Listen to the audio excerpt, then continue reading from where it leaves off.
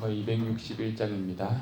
찬송가 261장 이 세상의 모든 죄를 통일 찬송 195장입니다.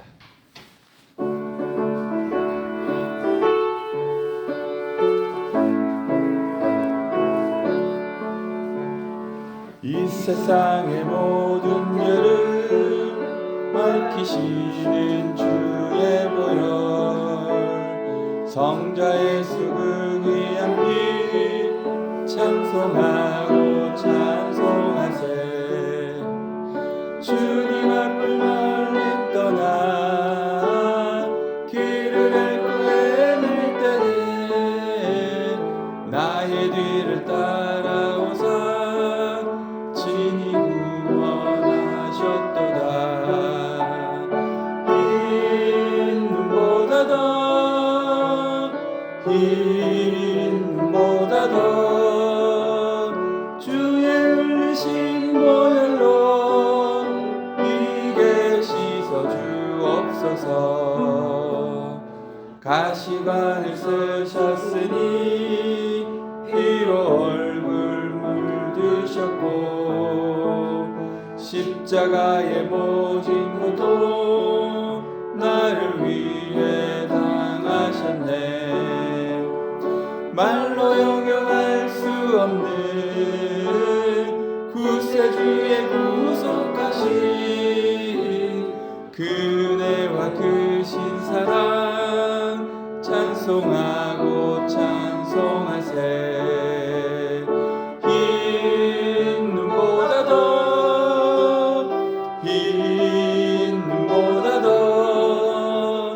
주의 흘리신 보혈로 주옵소서. 아버지를 멀리 떠나 바른 길을 저버리고 여러 가지 죄악으로 주홍같이 되었으니 물 같은 것 가지고는 씻을 수가 아주 없네. 주여 귀한 보배 피로 날 정결케 하옵소서. 흰 눈보다 더 주의 흘리신 보혈로 이게 씻어 주옵소서.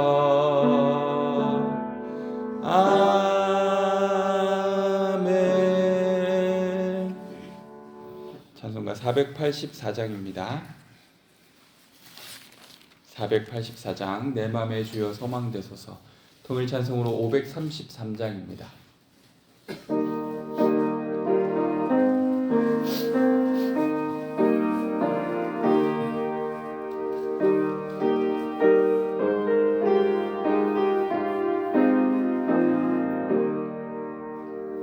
내 맘에 주여 소망되소서. 주 없이 모든 일 헛되어라. 밤에나 낮에나 주님 생각 잘 때나 깰 때 함께 하소서. 지혜의 주여 말씀으로서 언제나 내 안에 계시소서. 주는 내 아버지 나는 아들 주 안에 내가 늘 함께 하네. 세상의 영광 다 안 보여도 언제나 주님은 나의 기억. 주님만 내 맘에 계시오니 영원한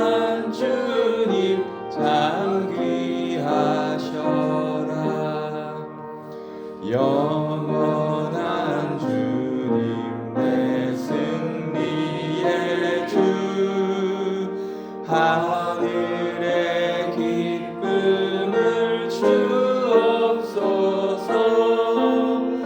어떠한 고난이 닥쳐와도 만유의 주여 소망 되소서. 아멘.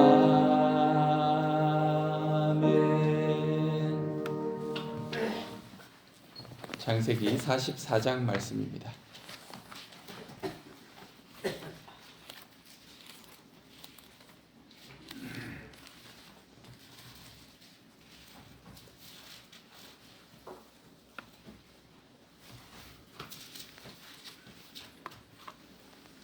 창세기 44장 말씀 한 절씩 교독하시겠습니다.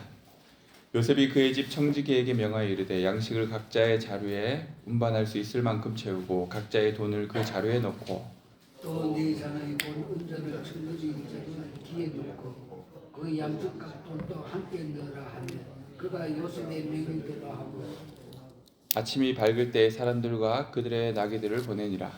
그들의 성읍에서 나가 멀리 가기 전에 요셉이 청지기에 이르되 일어나 그 사람의 뒤를 따라가서 그들에게 이르기를 너희가 어찌하여 선을 악으로 갚느냐. 이것은 내 주인이 가지고 마시며 늘 점치는 데에 쓰는 것이 아니냐. 너희가 이같이 하니 악하도다 하라. 청지기가 그들에게 따라가서 그대로 말하니 그들이 그에게 대답하되 내 주여 어찌 이렇게 말씀하시나이까. 당신의 종들이 이런 일은 결단코 아니하나이다. 우리 자루에 있던 돈도 우리가 가나안 땅에서부터 당신에게로 가져왔거든 우리가 어찌 당신의 주인 집에서 금을 도둑질을 하니까. 당신의 종들 중 누구에게서 발견되든지 그는 죽을 것이요 우리는 내 주의 종들이 되리이다. 그가 이르되 그러면 너희 말과 같이 하리라. 그것이 누구에게든지 발견되면 그는 내게 종이 될 것이요 너희는 죄가 없으리라. 그들이 각각 급히 자루를 땅에 내려놓고 자루를 각기 푸니 그가 나이 많은 자들에게서부터 시작하여 나이 적은 자에게까지 조사하며 그 자네 베냐민의 자루에 발견되니라. 그들이 옷을 찢고 각기 짐을 나귀에 싣고 성으로 돌아가니라. 유다와 그의 형제들이 요셉의 집에 이르니 요셉이 아직 그곳에 있는지라 그의 앞에서 땅에 엎드리니 요셉이 그들에게 이르되 너희가 어찌하여 이런 일을 행하였느냐. 나 같은 사람이 점을 잘 치는 줄을 너희는 알지 못하느냐. 유다가 말하되 우리가 내 주께 무슨 말하오리까 무슨 설명하오리까 우리가 어떻게 우리의 정직함을 나타내리까. 하나님의 종들이 제약을 찾아내셨으니 우리와 인장의 발견이 된 자가 내 주의 노예가 되겠나이다. 요셉이 이르되 내가 결코 그리하지 아니하리라. 잔이 그 손에서 발견된 자만 내 종이 되고 너희는 평안히 너희 아버지께로 도로 올라갈 것이니라. 유다가 그에게 가까이 가서 이르되 내 주여 원하건대 당신의 종에게 내 주의 귀한 말씀을 알게 하소서. 주의 종에게 노하지 마소서. 주는 바로와 같이 같으십니다. 이제는 내 주께서 종들에게 물으시되 너희는 아버지가 있느냐 아우가 있느냐 하시기에 우리가 내 주께 아뢰되 우리에게 아버지가 있으니 노인이요 또 그가 노인의 얻은 아들 정년이 있으니 그의 형을 죽고 그의 어머니가 남긴 것은 그뿐이므로 그의 아버지가 그를 사랑하는다 하셨더니 주께서 또 종들에게 이르시되 그를 내게로 데리고 내려와서 내가 그를 보게 하라 하시기로 우리가 내 주께 말씀드리기를 그 아이는 그의 아버지를 떠나지 못할지니 떠나면 그의 아버지가 죽겠나이다. 주께서 또 주의 종들에게 말씀하시되 너희 막내 아우가 너희와 함께 내려오지 아니하면 너희가 다시 내 얼굴을 보지 못하리라 하시기로 우리가 주의 종 우리 아버지에게도 도로 올라가서 내 주의 말씀을 그에게 알리이다. 그 후에 우리 아버지가 다시 가서 곡물을 조금 사오라 하시기로 우리가 이르되 우리가 데려갈 수 없나이다. 우리 막내 아우가 함께 가며 내려가려니와 막내 아우가 우리와 함께 가지 아니하면 그의 사람의 얼굴을 볼 수 없나이다. 주의 종 우리 아버지가 우리에게 이르되 너희도 알거니와 내 아내와 내게 두 아들을 낳았으나 하나는 내게서 나갔으므로 내가 말하기를 틀림없이 찢겨 죽었다 하고 내가 지금까지 그를 보지 못하였거늘 너희가 이 아이도 내게서 데려가려 하니 만일 재해가 그 몸에 미치면 나의 흰머리를 슬퍼하며 수월로 내려가게 하리라 하니 아버지의 심령과 아이의 심이 서로 하나로 묶여 이끄는 이제 내가 주의 종 우리 아버지에게로 돌아갈 때에 아이가 우리와 함께 가지 아니하며 아버지가 아이의 없음을 보고 죽으리니 이같이 되면 종들이 주의 종 우리 아버지가 흰머리로 슬퍼하며 수월로 내려가게 함이니이다. 주의 종이 내 아버지께 아이를 담보하기를 내가 이를 아버지께로 데리고 돌아오지 아니하며 영원히 아버지께 죄짐을 지이다 하였사오니 이제 주의 종으로 그 아이를 대신하여 머물러 있어 내 주의 종이 되게 하시고 그 아이는 그의 형제들과 함께 올려 보내소서. 그 아이가 나와 함께 가지 아니하면 내가 어찌 내 아버지에게로 올라갈 수 있으리이까. 두렵건대 재해가 내 아버지에게 미침을 보리이다. 아멘. 어제 말씀을 통해 요셉이 하나님의 시간 안에 있음으로 형통하였다 하였습니다. 요셉의 형통함은 세상적 기준에서 잘 되거나 문제가 없다는 말이 아니었습니다. 인신매매를 당해 노예로 팔려온 요셉의 형편은 결코 좋을 것이 없죠. 그러나 그의 삶은 하나님과 통하는 삶이었습니다. 하나님은 요셉을 알았고 요셉은 하나님의 자비하심을 느끼며 알고 있었습니다. 그의 인생은 하나님의 뜻대로 흘러갔습니다. 다스림과 인도하심을 받으며 어려움과 시련도 이겨낼 수 있었습니다. 억울한 일을 당하기도 하고 또 그가 술 맡은 관원장이 요셉을 잊었을 때에도 하나님은 여전히 요셉의 삶 속에 일하셨습니다. 하나님은 바로의 꿈을 통해 요셉을 이집트의 총리로 세우시고 하나님의 구원 계획을 이루셨습니다. 오늘 우리가 함께 읽게 될 창세기 본문은 41장부터 45장인데요. 그 내용 안에서는 요셉이 형제들과 가족들과 다시 재회하는 이야기가 나옵니다. 요셉이 총리로 있을 때 형들이 곡식을 사러 왔습니다. 요셉은 형들을 시험하며 그들의 변화된 모습을 확인하고자 합니다. 요셉은 자신을 숨긴 채 곡식을 사러 온 형제들에게 그들을 맞이하며 매우 곤란하게 만듭니다. 그들이 첩자라고 몰아붙이며 막내 동생을 데려오라고 떼를 씁니다. 곡식을 좀 얻으러 왔다가 낭패를 당하게 되었습니다. 요셉에게는 두 가지 마음이 있었을 것입니다. 우선은 막내 동생은 이 형들 틈바구니 안에서 과연 무사히 잘 지내고 있는지 진짜 확인하고 싶었을 것이고 또 이런 위기 상황에서 형들의 반응을 보려고 했습니다. 요셉은 자신을 인자한 사람이라고 말하며 곡식을 들고 일단 가서 가족들을 살리라고, 그러나 동생을 데려올 때까지 너희의 형제 시몬을 내어줄 순 없다라고 이야기합니다. 결국 시몬이 구류된 채 곡식을 들고 형제들은 다시 집으로 돌아왔는데 야곱은 기가 막힙니다. 더 황당한 건 곡식 자루에 돈이 그대로 있었습니다. 형들은 빨리 베냐민을 데리고 가서 이 모든 것을 수습해야 된다라고 얘기하지만 야곱은 그것을 허용하지 않습니다.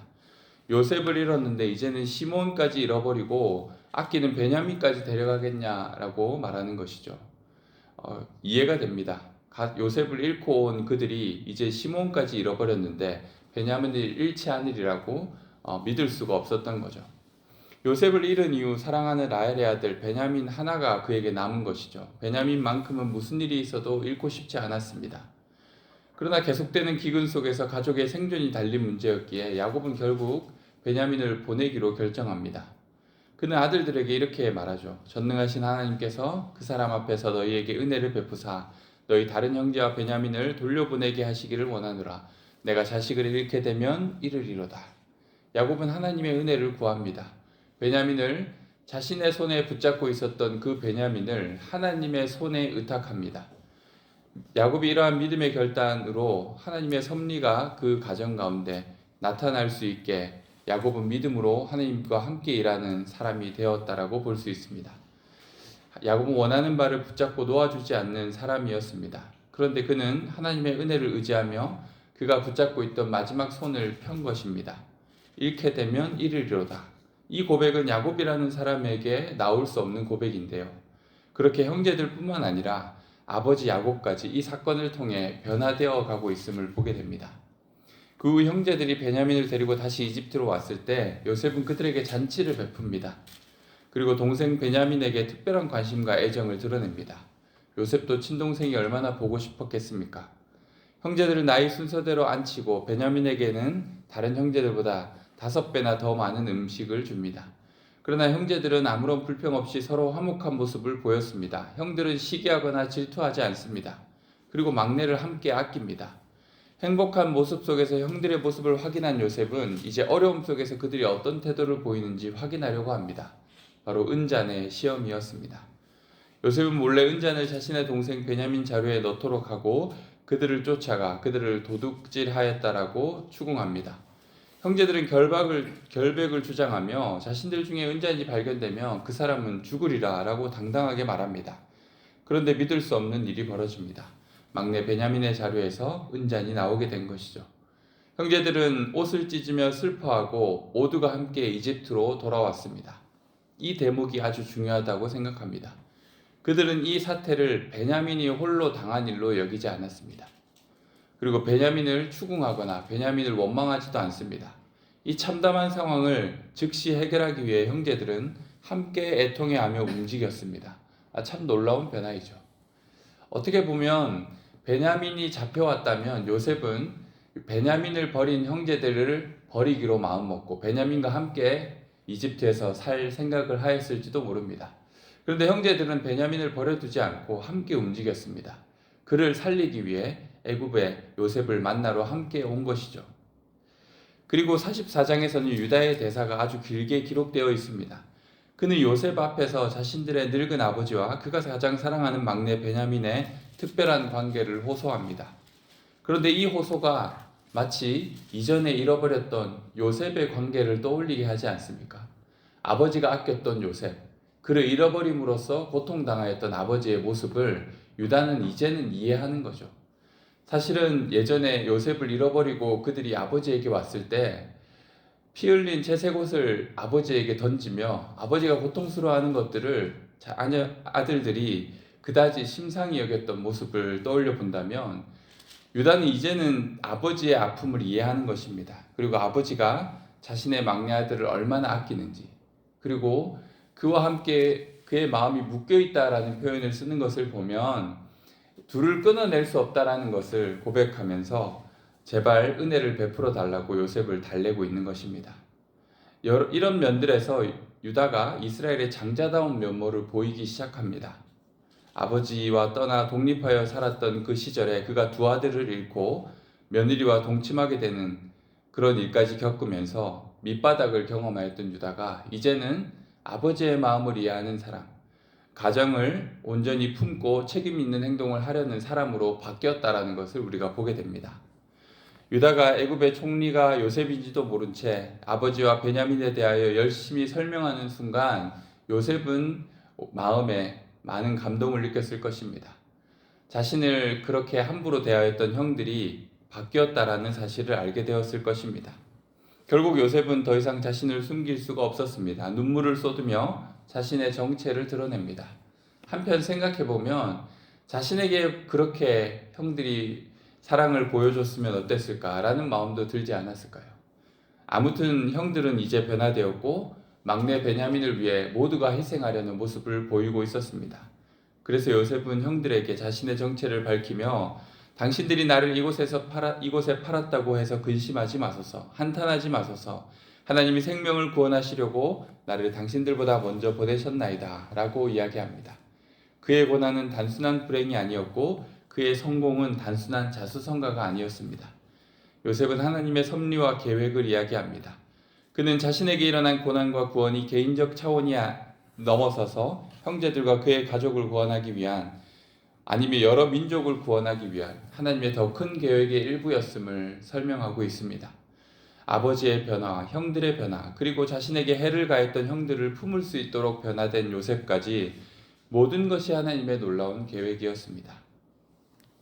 어떻게 보면 37장부터 시작되어진 이스라엘 가족의 그 끔찍한 일들, 서로 갈래갈래 찢어졌던 그 가족의 모습을 생각하면 이 창세기 후반부에 나오는 이스라엘 가족의 회복의 모습은 참으로 놀라운 일이죠. 이것 자체가 하나님의 계획 안에서 이루어진 은혜라고 말할 수 있는 것입니다. 요셉은 형제들을 용서하고 그들과 화해함으로써 하나님이 이루신 구원의 역사를 완성합니다. 그리고 형제들 또한 과거의 악행을 떠올리며 하나님 앞에 회개하였고 변화된 모습으로 하나가 되었습니다. 이 모든 것이 하나님께서 이 가족을 통하여 일하시고 계심을 나타내는 것입니다. 하나님의 섭리 안에서 우리의 고난과 어려움을 새롭게 해석할 때 우리는 하나님이 여전히 우리의 삶을 선한 길로 인도하고 계심을 믿게 됩니다. 또한 한편 이 말씀을 통해 요셉의 가족처럼 우리의 삶에 깨어진 관계나 상처가 있다면 그것조차 하나님의 계획 안에서 회복될 수 있음을 믿으며 용기를 내어 나아가야 할 줄로 믿습니다. 하나님은 우리를 끊임없이 변화시켜 가시는 분이십니다. 유다를 변화시키고 요셉의 형들을 변화시키고 야곱을 변화시키며 그리고 용서를 해야 할 요셉의 마음까지 변화시켜 가셨던 하나님께서는 여전히 우리를 선하신 뜻을 이루기 위해 변화시켜 하나님의 뜻을 완성하시는 분이십니다. 그렇게 지금도 일하시는 하나님을 의지하며 우리의 삶을 통해 나타내실 하나님의 섭리를 발견하는 모든 성도들 되시기를 바랍니다. 우리 함께 말씀을 기억하며 기도하시겠습니다. 우리 말씀을 기억하며 기도할 때 하나님은 우리의 삶에 주어진 여러 여건들을 통해서 복잡한 상황들을 통하여서 결국은 우리가 하나님의 뜻을 이루는 사람으로 변화되기를 원하십니다. 오늘 말씀은 특히 유다의 변화를 아주 드라마틱하게 보여주고 있는데요. 우리의 삶을 통하여서 하나님이 해결하지 못하였던 내 삶의 문제들을 우리를 변화시켜 가심으로써 더 놀라운 자리로 우리를 서게 하시고 하나님의 놀라운 기적들을 경험하는 자리로 서게 하시는 것들, 혹은 깨어진 관계나 내가 도저히 손쓸 수 없다고 여겼던 여러 문제들을 해결하시는 자리로 우리를 변화시켜 가시는 그 하나님을 우리가 신뢰하며 하나님의 은혜를 구하는 그런 이 시간 되었으면 합니다. 또 함께 기도할 것은 우리 대구 지역을 위해서 함께 기도했으면 하는데요. 이 대구 지역이 경제적으로 많이 힘들고 어려운 시간들을 보내고 있는데 다시금 이 지역이 살아날 수 있도록, 그리고 또 우리 청년들을 위해서 함께 기도할 때 청년들이 이 지역을 사랑하고 이 지역에서 일할 수 있는 그런 일터들이 더 많아지고, 그래서 청년들을 통하여서 다음 세대가 이 대구 지역을 온전히 세워갈 수 있는 그런 은혜를 허락해 달라고 우리 함께 기도했으면 합니다. 우리 말씀을 기억하며 또 대구 지역을 위하여서 함께 기도하시겠습니다. 하나님 아버지, 감사합니다. 우리에게 은혜를 베풀어 주시는 하나님, 우리의 삶에 주어진 여러 복잡한 상황과 문제들을 결국은 하나님께서 하나님의 섭리의 뜻대로 하나님의 가장 완전하신 계획을 품고 우리를 통하여서 일하시는 하나님이신 줄을 믿습니다. 하나님 아버지, 오늘 말씀을 통해 유다의 놀라운 변화와 또 형들의 달라진 모습들, 그리고 이 가족에게 하나님이 허락하시는 화합과 변화된 놀라운 역사들, 아버지 하나님, 이것이 하나님의 섭리 안에 이루어진 일임을 기억합니다. 주님, 우리가 하나님 일하시는 분이심을 믿습니다. 우리를 변화시켜 가시며 하나님의 선하신 뜻을 위하여서, 하나님의 구원의 계획을 위하여서 우리를 사용하시는 줄로 믿습니다. 하나님 아버지, 그 섭리와 계획 안에서 우리가 믿음으로 주님의 은혜를 구하며 나아가오니 우리 안에 도저히 해결할 수 없었던 관계의 문제나 깨어진 관계들, 그리고 또 가정들, 그리고 우리가 스스로 해결할 수 없는 여러 아픔의 문제들, 아버지 하나님, 이스라엘 가족이 회복되어지는 모습처럼 우리 안에도 그러한 놀라운 역사가 일어날 수 있게 도와주시옵소서. 하나님께서 이 가정 가운데, 우리의 삶 가운데 은혜를 베풀어 주셔서 하나님의 뜻을 우리 가정 가운데 하나님의 주시는 회복의 역사, 하나됨의 역사를 경험할 수 있게 하여 주시옵소서. 하나님 아버지, 또한 이 대구 지역을 위하여서 함께 기도합니다. 이 대구 지역이 살아나야 할 줄로 믿습니다. 하나님 아버지, 주님, 하나님께서 이 땅을 사랑하시는 줄로 믿습니다. 이 땅에 또 여러 산업들이 일어날 수 있게 도와주시고 경제적인 여러 불황들을 이겨낼 수 있는 그런 좋은 사업처들이, 기업들이 일어날 수 있게 도와주셔서 우리 젊은 세대들이 이곳에서 일하며 자신의 꿈을 펼쳐갈 수 있는 그런 좋은 지역이 되게 하여 주시고, 그래서 특별히 우리 청년들, 믿음의 청년들이 대구를 떠나가고 밖으로 빠져나가기만 하는 것이 아니라 이 지역을 사랑하고 이 지역을 섬길 수 있는 세대들로 일어날 수 있게 도와주시옵소서. 특별히 우리 대구 지역에서 신앙생활하고 있는 우리 삼덕교회 청년들과 다음 세대들을 하나님 붙잡아 주셔서 주님, 이 지역을 변화시키고 이 나라와 세계를 변화시킬 수 있는 사람으로 아버지 하나님, 다음 세대를 세워 주시옵소서. 주님께서 역사해 주시고 함께하여 주시옵소서. 하나님 아버지 감사합니다. 오늘도 우리에게 말씀을 통하여서 하나님의 계획이 가장 완전함을 깨닫게 하십니다. 주님께서 우리와 함께 일하시는 분이시며 우리를 변화시켜 가시며 하나님의 구원의 계획을 위하여서 우리를 사용하시는 줄로 믿습니다. 요셉의 가족들의 변화들을 통하여서 하나님의 구원이 완성되어져 가는 것을 보는 것처럼 이러한 말씀의 역사가 우리의 삶 가운데서도 나타나게 하여 주옵소서.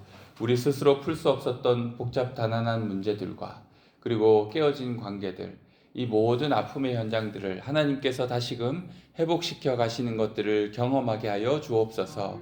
요셉처럼 그리하여 고백하게 하여 주옵소서. 나를 이곳까지 인도하신 것이 하나님이심을 고백할 수 있는 은혜의 역사들을 경험하게 하여 주옵소서. 하나님 아버지, 이 대구 지역을 하나님께서 붙들어 주시고 은혜를 베풀어 주셔서 기업들이 살아나게 하여 주시고 특별히 이 지역에서 일할 수 있는 청년들이 떠나가지 않고 이 지역을 사랑하여 품고 또 이 지역에서 자신의 꿈을 펼쳐갈 수 있는 청년들이 일어나게 하여 주옵소서. 감사드리오며 예수님의 이름으로 기도드립니다. 아멘.